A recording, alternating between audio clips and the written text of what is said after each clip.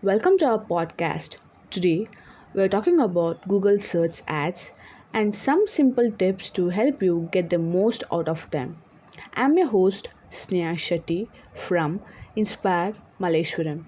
First things first, let's talk about what Google search ads are. When you search for something on Google and you see those little ads at the top and bottom of the page, yeah, those are search ads. They're like mini commercials that shows up when you search for stuff. Tip number 1. Pick good words.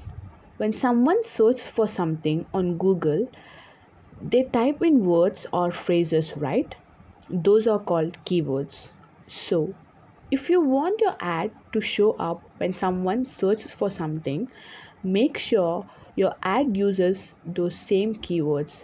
It's like speaking the same language as your customers. Tip number 2. Write catchy ads. Your ad needs to grab people's attention and make them want to click on it.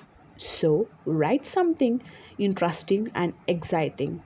Tell people what they'll get if they click on your ad and why they should choose you.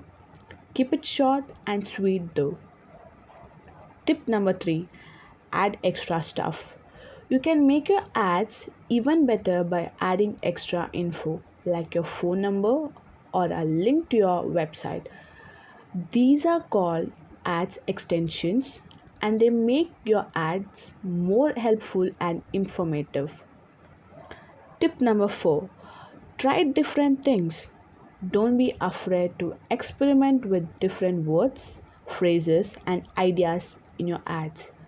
See what works best and what gets the most clicks. It's like testing a different flavor of ice cream until you find your favorite.